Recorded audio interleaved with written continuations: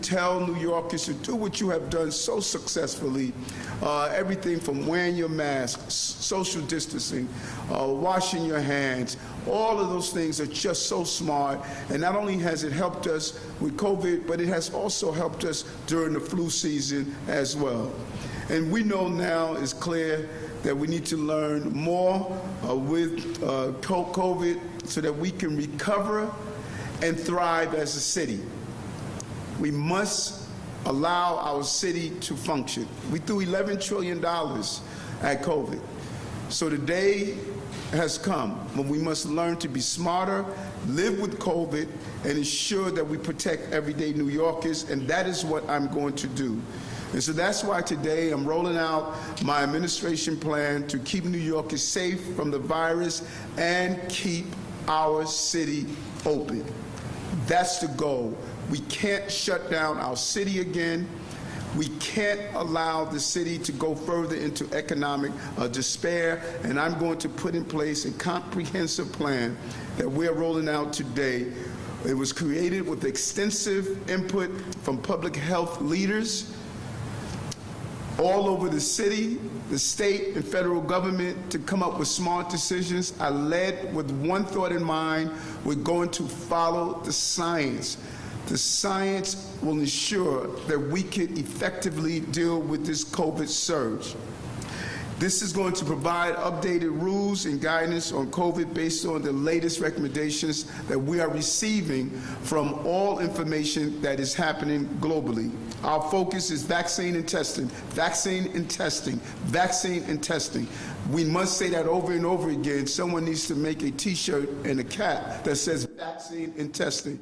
This is the clear message we must get out. It is our most potent weapon, as I say over and over again. We're also making investments in our healthcare infrastructure to get through this surge and keep our system strong. That's crucial. We will look towards the importance to arm ourselves with the next wave of fighting COVID, and that is the antivirals. With these pills, when these pills become available for mass distribution, we're going to ensure that it is done in an equitable fashion. We saw at the beginning of COVID, there was a failure to have an equitable distribution of testing and equitable distribution of vaccinations. We're not going to do this with these antivirals, and we need to ensure that in a very equitable way, we get it across our city, particularly in those communities where we see a greater need. And we should commend ourselves. When I was speaking with Dr. Chosky earlier, he shared with us that many of us don't understand the last pandemic, we did not have modern science move at this rate. We saved lives because modern science came together to come up with vaccines, as well as we look at the new wave of antivirals. And we should be looking at the positive side of how we coordinated as human beings globally to fight this virus. And so with this plan that we are announcing today, we will prepare ourselves to get through the winter surge and get back to living our lives. And so I want to again thank New Yorkers. I saw you at the beginning of this virus. I saw how you responded, even with fear and lack of understanding what the future was going to look like. You stepped up. We did the right things when we had to stay shelter in place. Those countless number of New Yorkers, from transit workers to police officers to EMTs to those who worked in supermarkets and school systems, we all stepped up together and we adjusted, and we have to adjust again. We are resilient as a city, and we will continue to be resilient as a city. And together we're going to get through this. Trust me, we're going to get through this, and we're going to open our city, and the city is going to thrive. New York will lead the way for this entire country to follow. So to roll out our plan, I want to now introduce Dr. Chokshi to give the detailed overview of our plan. Doctor? Thank you so much, Mayor-elect Adams. New Yorkers have been through so much over these last 2 years, and this latest Omicron wave has unfortunately touched all of us in some way. But as we enter our third year contending with the coronavirus, we are stepping up once again to meet the challenges facing our city with renewed vigor. Today, we're proud to announce a comprehensive plan to address COVID-19. As we enter the new year, we will drive down disease and further drive up vaccinations citywide, with a constant commitment, as the mayor-elect said, to saving lives, ensuring equity, and keeping our city open. The plan revolves around 6 pillars, which we will discuss in detail today. First, vaccination. Second, supporting hospitals in congregate settings. Third, testing. Fourth, treatment. Fifth, slowing the spread of the virus. And sixth, finally, safer schools. So first, our most important public health tool, which is vaccination. We have made incredible progress on getting New Yorkers vaccinated. Over 72% of all New Yorkers are fully vaccinated, reducing their own risk of severe disease and also helping to protect their communities. However, there is more to be done. The private sector employer mandate will stay in effect in the new year, with a focus on compliance, not punishment. The mayor-elect has charged the incoming team with standing up a dedicated unit to work with employers, foregoing fines so long as employers help get their staff vaccinated. We know businesses share our goals of keeping their staff and their clients safe and their doors open. To put it simply, COVID is bad for business, and vaccination enables not just health, but also a healthy economy. We will also study the need for what we're calling the up-to-date mandate, which would require New Yorkers to have their booster shots under the vaccine mandates currently in place. Studying it encompasses both following the emerging science on the importance of booster doses with Omicron, as well as understanding the impact of the mandate on the settings it would apply to by engaging with unions, the business community, and other partners. In the same vein, the city will set a deadline of this spring for a decision about a vaccine mandate in schools to commence later in 2022. The second pillar is ramping up our work with hospitals and congregate settings to shore up their capacity during the winter surge. I've been in regular touch with hospital leaders over the last several weeks, understanding what they are seeing and experiencing, and yesterday I was at my neighborhood hospital, Elmhurst.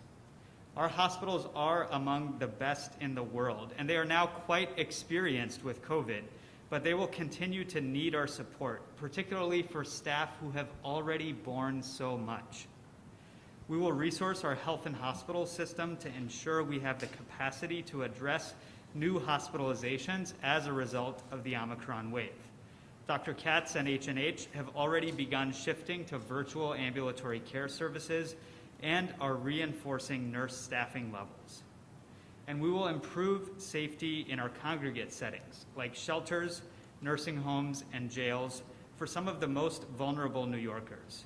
We will reduce risk for residents and staff by supporting rapid isolation and quarantine protocols and ensuring that these sites have adequate testing and vaccination resources, such as additional booster clinics in nursing homes. And now let me move to our third pillar, testing. Since the Omicron wave began, we've already added more than 60 new testing sites, but we won't stop there. Test and Trace will continue to increase the number of testing sites and ensure widespread access to rapid tests. Earlier this week, I visited our Bronx Neighborhood Health Action Center, hearing from neighboring NYC residents about how important free test kits were to them, either because they couldn't find any in a pharmacy or they were unaffordable. We will also provide clear testing guidance for specific settings, including the private sector. And I'm particularly grateful to the mayor-elect for his surging resources to the health department, including over 250 staff, to keep our public health infrastructure strong and nimble enough to respond to other needs as they arise in COVID response. With that, Mr. Mayor-elect, I believe I'm turning to my colleague, Dr. Ashwin Vasan, to speak to the rest of our pandemic plan. Thank you so much, Dr. Choksi. Thank you to the mayor-elect and to the entire team for the opportunity to be here with you today to talk about the remainder of the winter pandemic plan. I want to start by saying we are in an entirely different place than we have ever been in our response to this ever-changing pandemic, in part because of the range of tools in our toolkit, including vaccines and testing, as the mayor-elect and Dr. Choksi have emphasized, but also in several promising findings about effective treatments for severe cases of COVID-19. In our winter pandemic plan and in our ongoing work to combat this virus, we will aim to increase access to monoclonal antibody treatments, sotrovimab, as well as oral antivirals, including Paxlovid and molnupiravir, with the focus on equity and on reaching underserved and high-risk populations. Next is our work to slow the spread of the virus. We all know the Omicron variant is highly transmissible.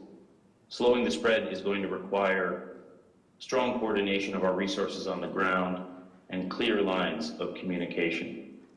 In that vein, the city will distribute an additional 2 million higher grade, higher filtration masks, including KN95s, KF94s, and N95s in January, particularly via community-based organizations, health department, and H&H sites. This is a moment to really activate our community leaders and credible messengers to ensure that every community gets the resources they need. And masks are an important part, high-quality masks are an important part of our mitigation strategy in order to slow the spread. We are also going to invest in creating new ways of communicating with New Yorkers about the state of the pandemic. We will create and release a simple, color-coded system that shows the level of threat of the virus at any moment in time and communicates clearly what level of safety measures are in place across the city. And finally, to a critical component of our plan, which is schools. We know so many parents, educators, and children are anxious about what this means for our schools, what Omicron means for our schools, and how to reopen safely. To fully reopen on January 3rd, we will implement the Stay Safe, Stay Open plan announced on Tuesday with Mayor de Blasio and Governor Hochul. And we're going to focus on 3 things in particular: doubling surveillance testing in schools and adjusting the situation room and contact tracing protocols in partnership with the DOE, sending home millions of rapid at-home tests for students, educators, and staff, especially those who may have been recently exposed to a positive case, and strengthening our mitigation measures, including higher quality masks and improved ventilation in schools. So now I'm pleased to throw it to incoming First Deputy Mayor Lorraine Grillo to talk about the role of leadership and agency coordination in our pandemic response. Yes, thank you, Dr. Bassan. I am so excited to be here today to unveil this plan. As First Deputy Mayor, it'll be my role starting Saturday to make sure that all of our agencies and departments are working hand in hand to defeat COVID-19. Under Mayor Adams' leadership and with the guidance of Drs. Choksi and Bassan, we will target resources and personnel to drive up our vaccination rates even higher while providing more testing to keep our city open. Every step of the way, we will prioritize engagements with stakeholders, including our unions, our business community, public housing residents, nonprofits, and community-based organizations to ensure the most effective and equitable approach to fight the virus. As the current COVID recoveries are and a lifelong public servant, I can tell you one thing for sure. When New York City has strong leadership and is united in a cause, we always succeed. The mayor-elect's plan in that leadership and the team assembled here are united in this cause to defeat COVID-19. So our message to all New Yorkers today is clear. We will be ready against COVID on day one. Thank you. Thank you so much, Lorraine, and we look forward to your role that you played as the czar now and just that continuation of moving the city forward in a safe place. We want to now introduce Deputy Mayor for Health and Human Services, Ann Williams-Isom. Ann? Thank you, and good morning. As the new Deputy Mayor for Health and Human Services, I will have the pleasure and the charge to work with First Deputy Mayor Grillo and oversee all of the health department, this very competent team, as we coordinate the entire healthcare infrastructure to attack this virus. That includes all the measures that we spelled out today, including vaccines and treatments, but it also includes all of the many programs and initiatives that already exist in the health department right now. All of that is available to New Yorkers against COVID through better health and wellness. We know, and this is so important because we know that those of us who are in poor health are more susceptible to COVID. So there's certain things that I want to remind you of today. One is that all New Yorkers should get an annual physical checkup. I would also add to that to seek mental health professional help if you need it, because we know this is such of a difficult time, and all of us have to be ready to really deal with all of this surge that we're in. Sign up for the city's Metro Plus health plan if you do not have health care coverage. The simple things that we forget sometimes: eat healthy, get exercise, moderate exercise, go for a walk. It will help not only your physical health, but it will help your mental health. The City of New York has dozens of free health and mental health programs as well as mental health treatment. And I want to make sure that all New Yorkers take advantage of these so that we can stay healthy. In the coming months, we will be rolling out more initiatives to deliver these resources to New Yorkers. But for now, you can find more details at nyc.gov/health. I want to remind everyone to be well and stay safe, New York. Thank you. Thank you so much, Doctor, and to all of you. And I think that what you raised is crucial because we stay in the space of the COVID space, but there must be a holistic approach. I talked about this on the campaign trail. In the next few months, we're going to roll out new initiatives in H&H. COVID caught us off guard. Those at the beginning of this wave who were more likely to be hospitalized or more likely to die, many of them dealt with pre-existing conditions, comorbidities. This is what we must fight against. And we're not going to be caught off guard again. And that is what we're going to do in our health and hospital system and our safety net hospitals. We're going to take a more proactive approach to health care. We now feed the crises, and it's time for us to stop doing that. So while we are in the crisis of this pandemic, my team is going to be operating in alignment to build out a better response to health care, proper food, proper feeding our children in our hospitals, using telemedicine, understanding how to align what we do every day in our city agencies with our healthcare system. This is our goal. And so I want to say to all New Yorkers, during this time of uncertainty, in a time of fear, you must understand we are going to get through this. We're going to get through this with facts and not fear. We're going to get through this by being prepared and understanding that there won't be a misalignment from the previous administration and my administration. We are coordinating together to make sure that we defeat COVID. And I am confident that we're going to look back on these days and be proud of how we responded as New Yorkers, as we have done so many times in the past. January 1st is a new beginning of my administration, but it's not a new beginning of our resiliency. We're a resilient city, and that resiliency will show the entire country how New Yorkers respond during a moment of crisis. Yes, sir. We are going to do on topic, in person first. Amanda, Politico. Good morning, everyone. Nice to see you. Thank you. Good morning. Good morning. I wanted to ask about the vaccine mandates in schools. This is a state decision to get any vaccine on the list of required immunizations. You need state approval. Have you spoken to Governor Hochul about, what that would look like? I understand you're studying it, but in terms of making sure children are safe in schools, what does that state coordination look like? And how would you address any issues around staff shortages concerning, people testing positive in rapid tests? We have behind the lights. We have been in coordination with Michael Melgrew, who is the leader of the UFT. I cannot tell you how proud I am of the partnership he has shown.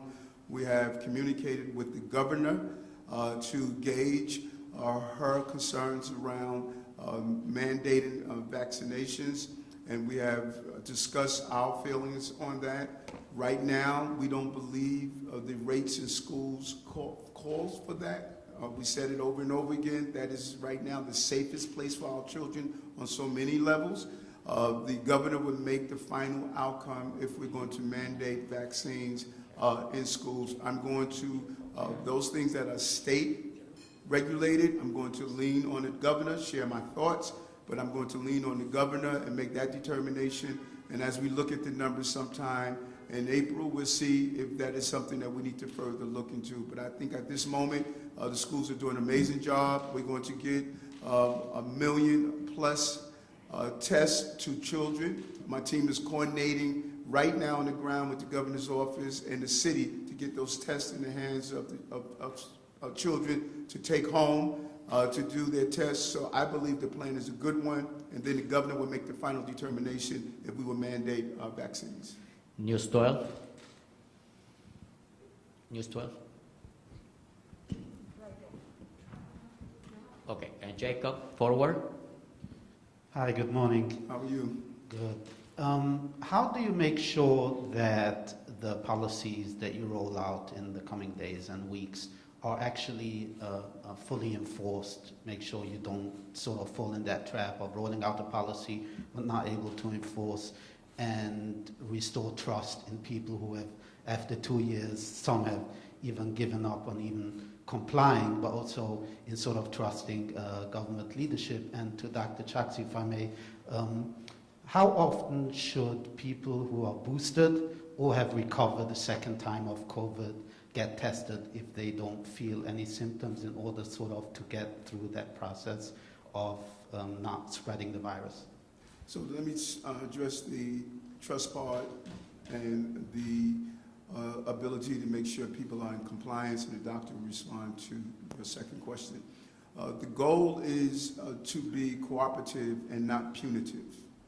We saw a punitive response. We're going to give support, and we're going to communicate.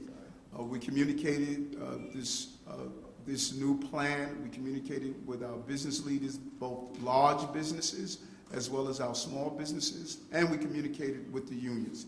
What I've heard throughout this entire pandemic is the lack of proper communication, and I'm not going to have that. And by using those stakeholders, they will translate the importance of us operating together, and we're going to go to those sites where people are openly failing to comply and make sure our city services are utilized to ensure compliance.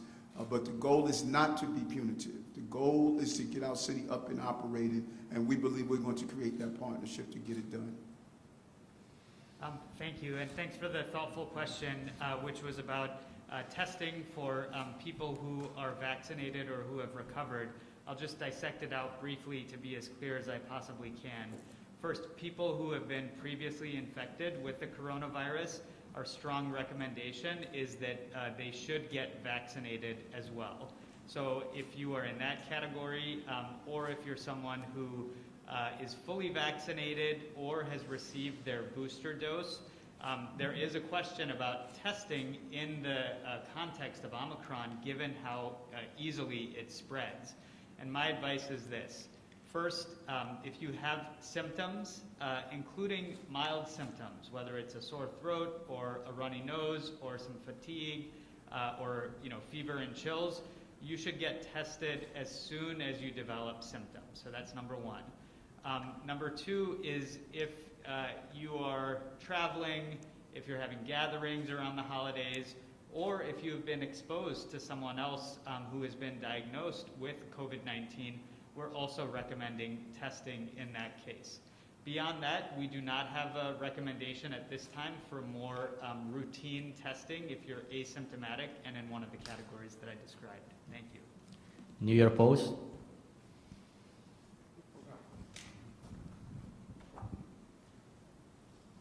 Hey, everybody. To the testing lines, does your administration plan to bring back the 20 sites that were closed down by H&H because of the budget cuts?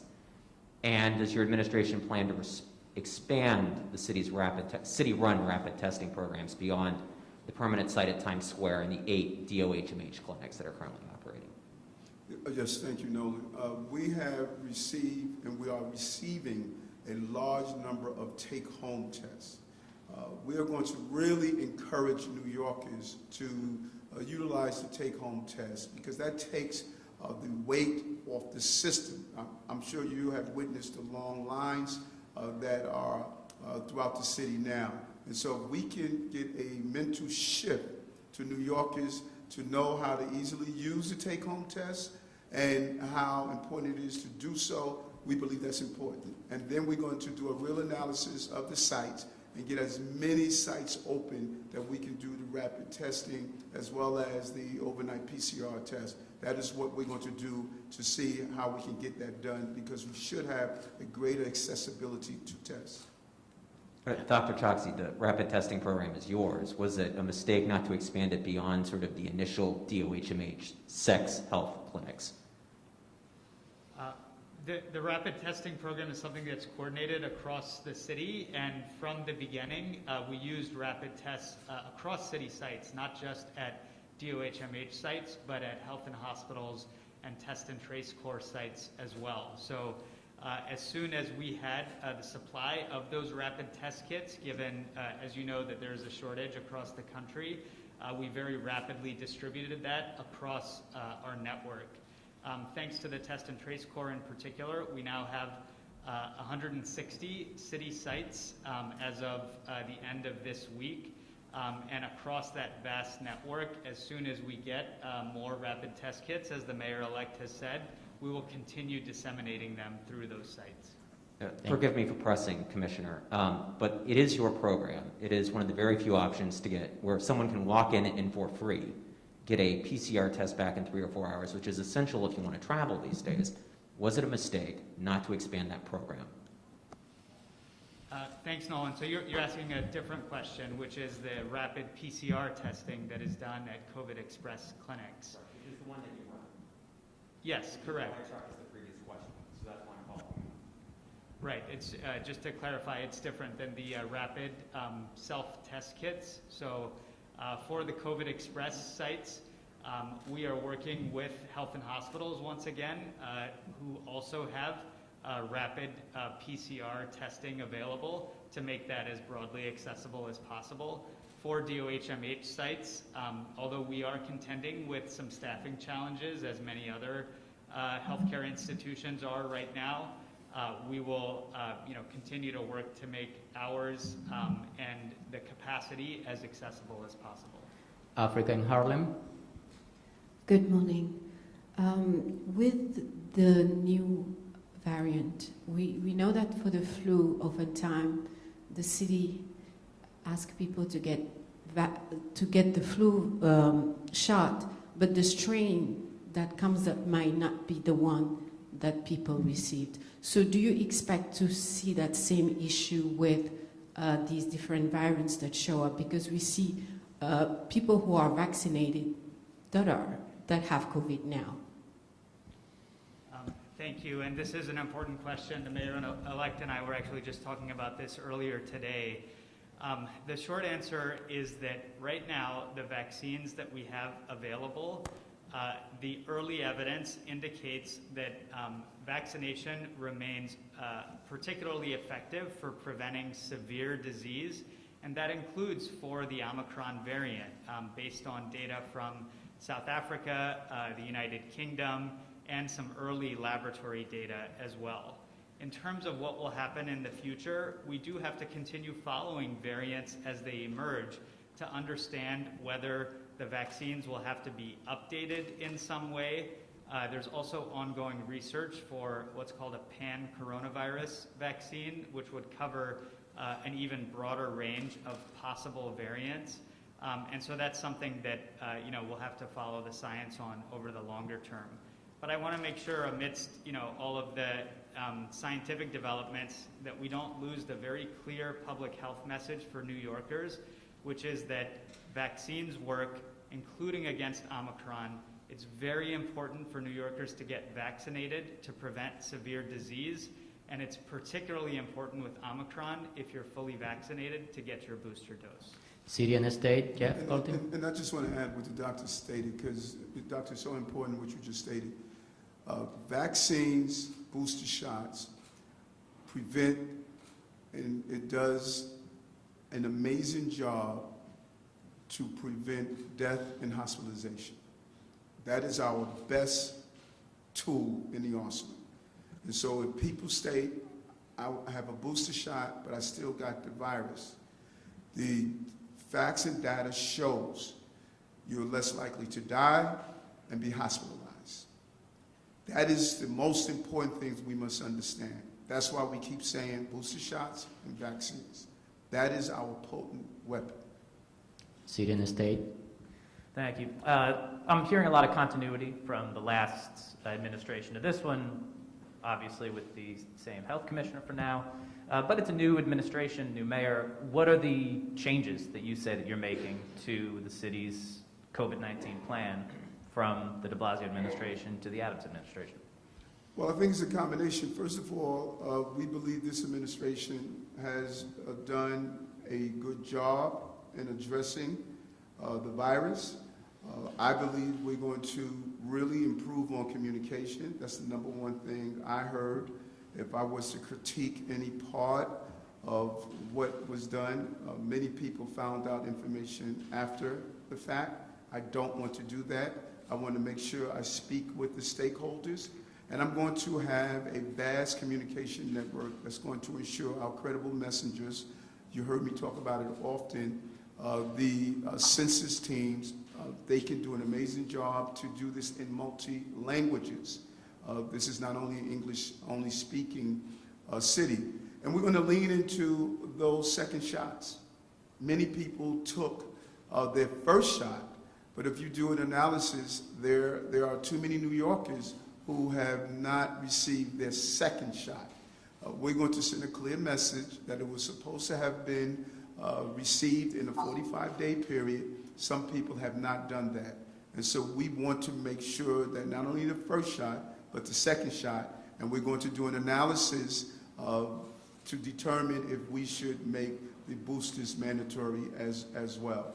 But we think this is the way you should fight this virus, is to have a seamless transition, analyze what was successful done in the previous administration, keep on team members to have a seamless transition, and then see how do we move forward with it as well. We're going to do WebEx questions now. Daily News. I'm sorry, yes, someone in the back. In the back. Oh, Yes. yes. Go ahead. Thank you. I'm Christy with WCBS 880. Just wanted to know on the vaccine mandate for private sector workers here in the city, which de Blasio said is probably the boldest in the nation. Any comment you can say on how that's going right now, what you think of it in terms of keeping that, what you want to change in that, anything you can say on that now? And I know Dr. Choksi said previously that it will be revisited. When will it be revisited, and just what do you think of it and what you might change? Thank you. The mayor put that in place on the 27th.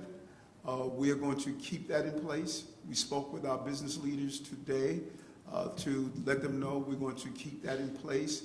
And this virus is ever moving.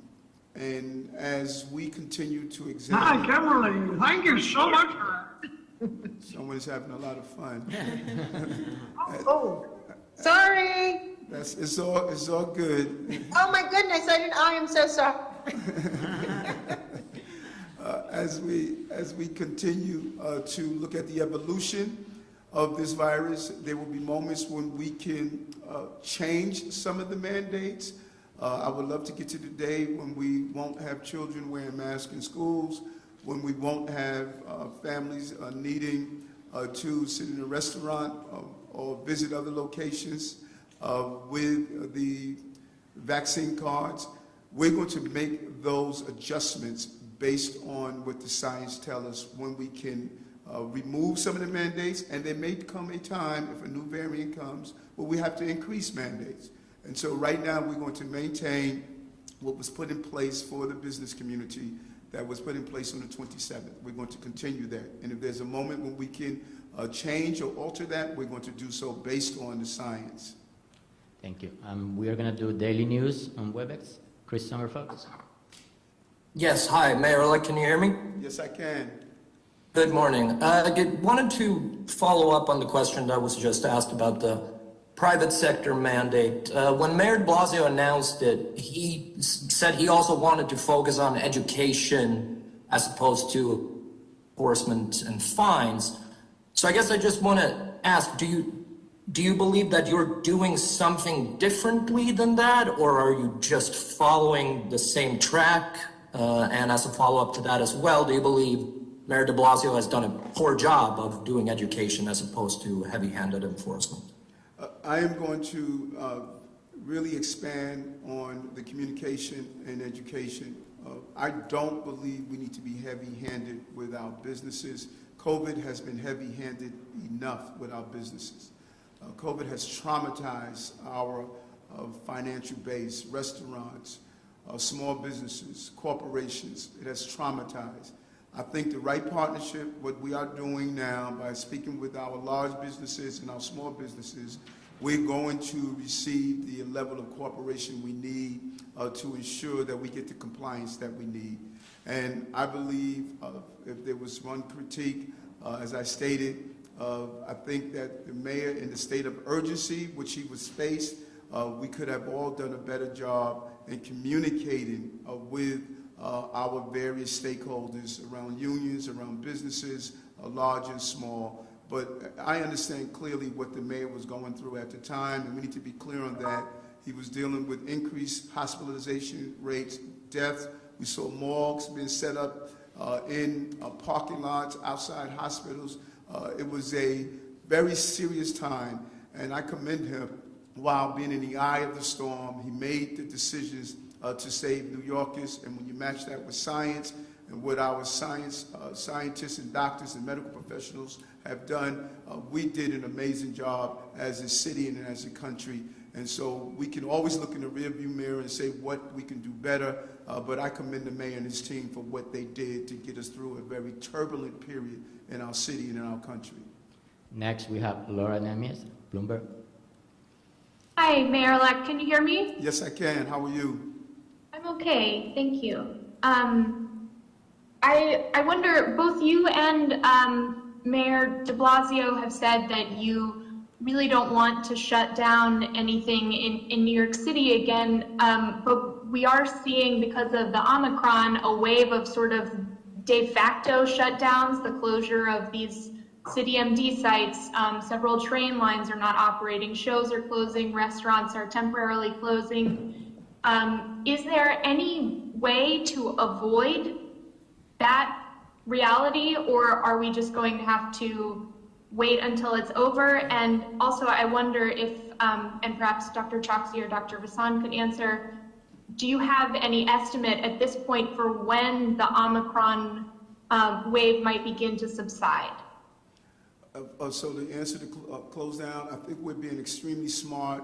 I'm going to be walking through the theater district in a little while to send the message that let's make smart decisions. We want the lights on Broadway to remain on because not only for those who visit our great theater district, but it's a symbol. Broadway theaters being open sends a signal globally. Tourism is a multi-billion-dollar industry for our city, and it's imperative that we send the signal that we are open and safe. That is crucial. And so when you look at some of the adjustments that we're making, those adjustments are being made so we don't have to close down our city. They're coordinated, they're smart, I encourage us to make the right adjustment as we get through this summer surge so we can get back to a full opening and operation of the city. So I commend those who are making those modifications because that is what it's going to take to get us open. And Doctor will answer your question, but I'm sure if he was able to tell you when, he'll be a multi-billionaire. We all don't know when. You're exactly right about that, Mr. Mayor-elect, and I have a lot of humility because it's been very challenging to, to predict the path of this virus over the past 2 years. With that said, we are, of course, following the trajectories from around the world, particularly in South Africa, the United Kingdom, Denmark, and Norway, which are a little bit ahead of what we've seen in New York City, even though we are ahead of much of the rest of the country in terms of Omicron. So with all of that said, I think we should plan and prepare for a challenging few weeks, certainly through January, with respect to what we're seeing for the winter surge due to Omicron. But the other thing that I would say to echo the mayor-elect is that this is not something that we're just going to take passively. This is something that we have agency over, and particularly the parts of our plan to do with vaccination, specifically booster doses, testing, and slowing the spread. All of that will help us to mitigate and minimize as much as possible the effects of Omicron, and particularly the most devastating effects on our neighbors and family members. Thank you. Thank you.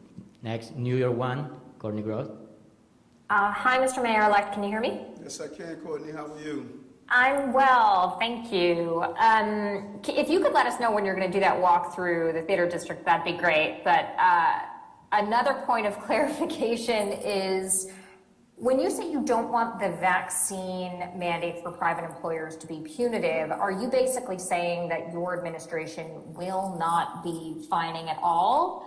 And then just a second question really quick, going off of what Laura was saying, is when you take a look at these COVID numbers every day, they're very alarming. I mean, we saw another historic level of cases yesterday.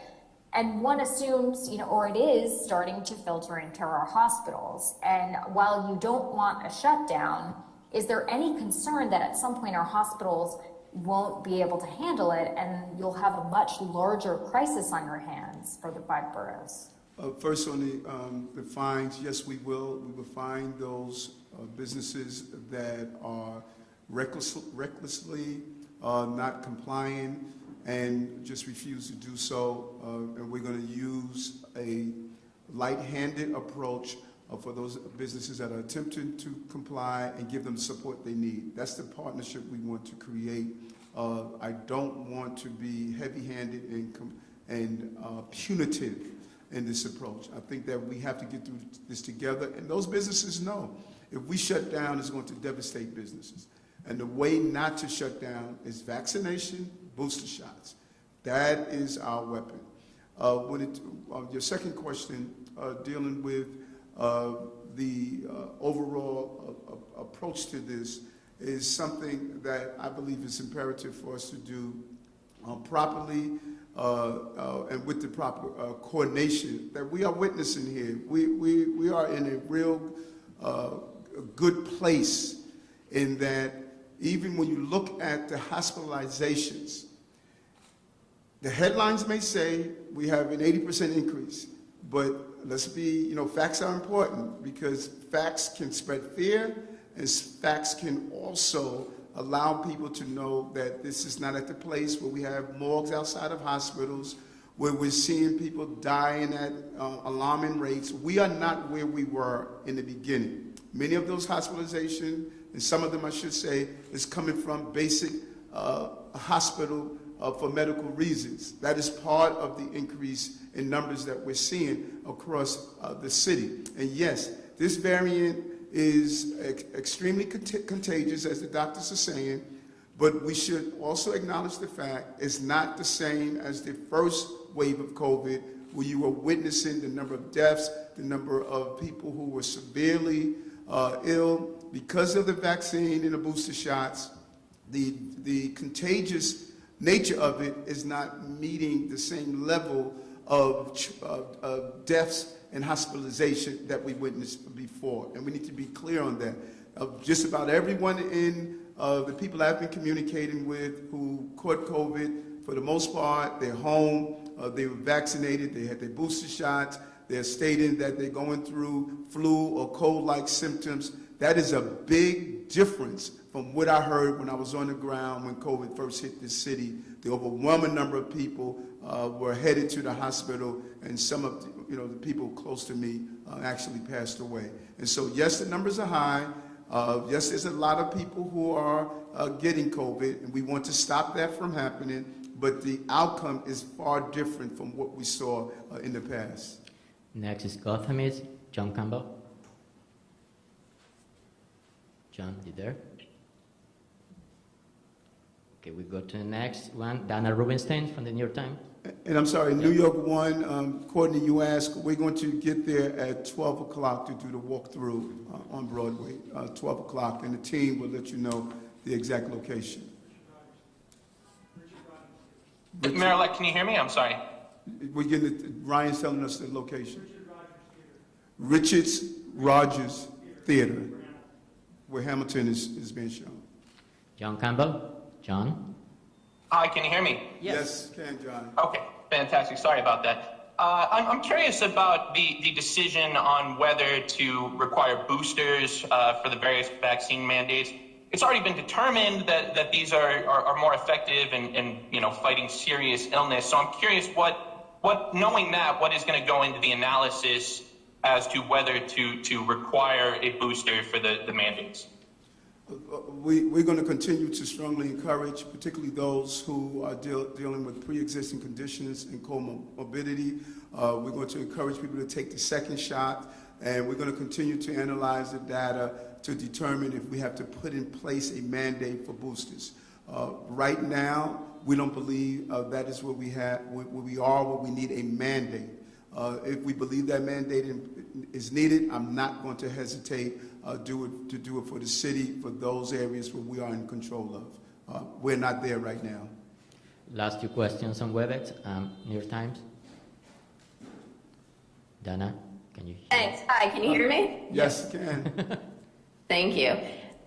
So, Mr. Mayor-elect, given the incredible prevalence of Omicron, I'm curious, do you plan to let public employees work from home at all? And more broadly, I'm curious what your thoughts are about folks returning to the office right now. In France, for example, the Prime Minister has directed people to work from home as much as possible. What are your thoughts on that, and just on whether public employees can telework? Yeah, and Dana, that's a very important question, because that accountant in his or her office also goes down to the local restaurant. They encourage the business traveler to come here to the city. 70% of our hotel occupancy is dealing with business travelers. They go to the cleaners to get their suits cleaned. Our financial ecosystem is determined by people not being home, but being in the office spaces. The cross-pollination of ideas, being engaged, the socialization is crucial to get as many of us back in our office spaces as possible. Right now, we're dealing with a surge. And so my team will be speaking with union leaders and city agencies, those places where we can effectively do our job remotely. We will be in conversation to examine that, and I'm open to that. But as soon as we see a decline in the surge, we're going to have people back into the office spaces so that we can start not only recovering from COVID, but we have to recover the financial crisis that we're facing. And we have to be honest with ourselves. We spent $11 trillion fighting COVID. We don't have another $11 trillion. We're at the point where we must safely learn to live with COVID. We're not going to do it in a reckless fashion. We're going to make sure our city's up and thriving, but we're going to do it in a safe way. And that is the message we want to send. And we're going to do it by ensuring people are returning to work in a safe way, social distancing, making sure they have the space, wear masks, make sure they are vaccinated, booster shots. All of those things are going to allow our city to open again, and that is what we're going to focus on. Last question on Jueves, Borough Park 24. Yehudi? You hear me? Yes, Yes, we can we hear you. can. Hi, morning. How are you? Great. Great. So I'm wondering what Doctors Choksi and Basan think about some ideas among infectious disease specialists that the more mild symptoms created by Omicron could indicate that the population has built up more immunity to the virus and therefore signal that the pandemic could be now turning the corner to becoming endemic, which would signal that the actual pandemic is coming to an end, just as the Spanish flu kind of burned itself out after 16 months in 1918, just after the population had built up enough immunity. Yes, I can start, and I'm sure Dr. Vasan has ideas as well. Thank you, Yehud. There is some validity to this hypothesis, but I have to emphasize that we don't have enough evidence to be able to determine that that's the path that we're following right now with Omicron. And allow me to clarify a little bit in terms of when we say that the emerging evidence indicates that Omicron is less severe, that doesn't necessarily mean that it's mild, particularly if you are unvaccinated or you have underlying health conditions or you are older. So we have to hold both of these things in our minds at the same time. One of the ways that scientists are trying to parse this out and understand the different parts of the puzzle is to disentangle what is called intrinsic severity, which has more to do with the characteristics of the virus itself, from realized severity, which also has to do with the level of immunity in the population. With the way that I think about this, the intrinsic severity is something that we cannot change, but the realized severity is something that we can through vaccination and through the emphasis on booster doses that we've described. We don't have any more questions, Mr. Mayor. Yes, we do. Mayor-elect Adams, this is Darla Miles from WABC TV. Can you hear me? Yes, I can, Darla. How are you? I'm doing well, Mayor-elect. How are you? I did raise my hand quite some time ago, and I was not acknowledged, so I'll keep this quick because I know you're wrapping up.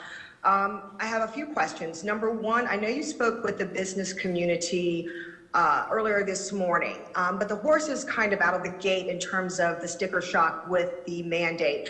What was their reaction that this mandate would stay in place, and what did you hear from them that might be different to ensure compliance? That's the first question. Secondly, what would be the timeline to make a decision with regard to the booster shots being part of the vaccine mandate? So is that March, April, February? And then thirdly, what would you say to New Yorkers who might hear this plan this morning and say it's more of the same, they're cynical, and they don't have a lot of confidence in it? First, the business community. They stated that the leaders we communicated with, Eric, we trust you. You have worked with us and sent a very strong message that we're going to be a business-friendly city, and we're going to communicate with our business leaders. And they are doing what so many other New Yorkers are doing, that we're going to give Eric an opportunity to bring our city to the level that we know our city can come to. And so I'm looking forward to continue to work with them. I need the business community in this city, and we're going to operate as a team, and we're going to continue to do so. And that's the communication I received. With the booster shots, I say this over and over again, and I'm sure the doctors will tell you, this virus is a formidable opponent. And based on the data, based on the changes, based on how it moves differently, we're going to evaluate that and make smart decisions in a real-time manner. We're not there now to mandate boosters.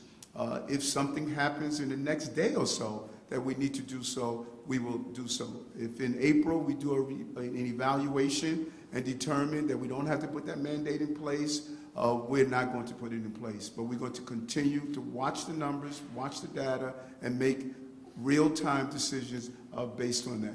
And for the comment about New Yorkers saying that there's nothing new here, we're not confident, I don't believe that. New Yorkers have gone through a level of trauma. I am very clear on my message. These are not the first difficult days we have gone through as New Yorkers. I remember clearly going through 9/11. I remember clearly going through the first attack on the Trade Center. There's something resilient about this city, and I believe that this administration is going to be a symbol of that resiliency that this is a moment that we are going to get through, and we're going to show New Yorkers together we can get through that. And I understand the anxiety, I understand the uncertainty, but I also know the ability of bringing the right leadership and the right team together to solve these problems. Thank you, everybody. So much, Thank Mayor Eck. Thank you. Thank you. Just do a few, we're going to do a few off topic. Thank you, doctors. Thank you, Lorraine. Yes. Yes. For folks, show folks that it's still open. You commit to go see a Broadway show in the next couple of days? Yes, I am. I always make an excuse to see Lion King over and over and over again. I don't know their status right now, but if they're open, I am looking forward to seeing it again. I'm a Simba guy, so yes, I'm going to see a play. I want to see as many plays as possible. That's my therapy. There's a new play on Broadway. I think it's called Thoughts of a Black Man. I didn't see the whole show yet, but I would like to see that show as soon as possible. Off topic. Jacob? A twofold question. One, what's your plan to do after you get sworn in? You are a nightlife mayor. So what's your plan for the remaining of the night? And second, there's been a number of letters sent your way. I don't know if you've gotten it, but it was shared on social media about boosting secular studies in yeshivas. Have you gotten them? What was your response, or do you intend to respond to them? I'm sorry, you say boosting? Secular studies in yeshivas. When you say boosting secular studies, explain that more to me. Well, right now there's a state law, and there's been ongoing, there was investigations, obviously, a stalled investigation, but then also about enforcing those state laws in the yeshiva system. Yeah, I visited several yeshivas during the campaign, and what I do know is that those who are there, who are teaching the students, the literature that I looked at is supportive of a well-rounded quality education that we're going to encourage. The small number of yeshivas that we were having problems in should not be the message for the large number of yeshivas that are doing the right thing. I am going to give support through my chancellor and through my office to support to all of our educational facilities. I'm not going to get caught up in the dialogue of charter schools, public schools, yeshivas. Everyone is going to receive the support they need to develop the full person of our children. And then we need to really look at the methods that we're using. Some of the books that I saw in the yeshivas, maybe they were not Shakespeare, but they still were scholarly work.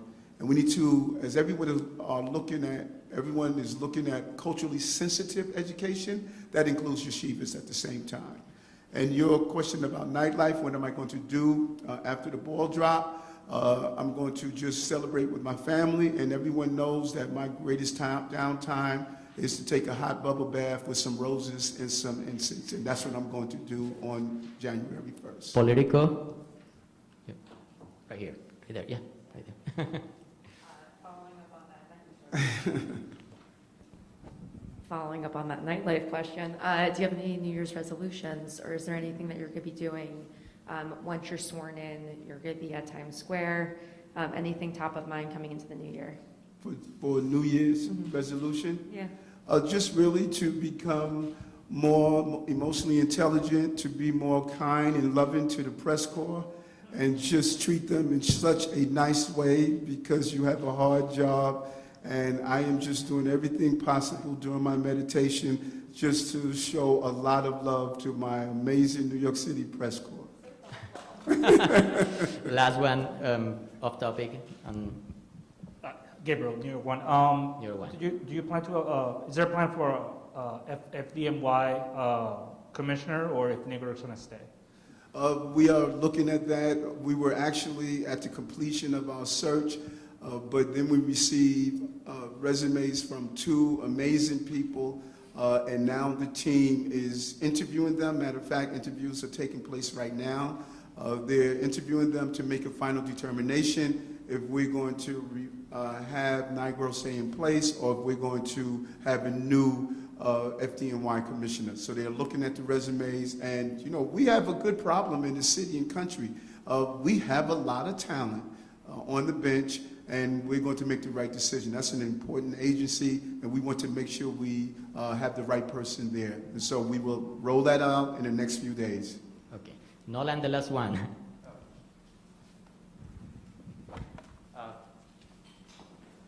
There are, a bunch of other appointments still left. So one, I guess, question one is, do you still plan to make Philip Banks your deputy mayor for public safety?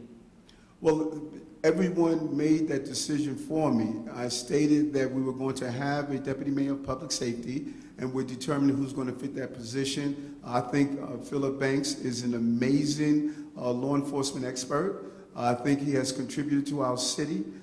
The role he has played in the police department as the chief of the department, I'm really impressed with, and we will make the determination of who's going to be the final person to fit that role as the deputy mayor of public safety, to coordinate all of our law enforcement communities so that we can have a better response. Would you characterize him as a front runner for the job? No, I wouldn't do any characterizations right now. My team surprised me with some of the resumes that they gave me on all of my appointments. Someone that I thought would be a front runner turned out not to be better than the person that was decided. So I will just leave it that we're going to make that final determination. Thank you, everybody. So, if I might, you kept Dr. Dave Choksi, the health commissioner, for the first few months in order to aid the transition. Have you talked about a similar arrangement with Mitch Katz, the head of the hospital system? We have looked at that. I like Mitch. Mitch, he subscribes to my philosophy of having a holistic approach to healthcare. During his time in the de Blasio's administration, I sat down with Mitch several times, and I'm really impressed that he just gets it. And we are not at a loss if Mitch decides that he's going to stay on board.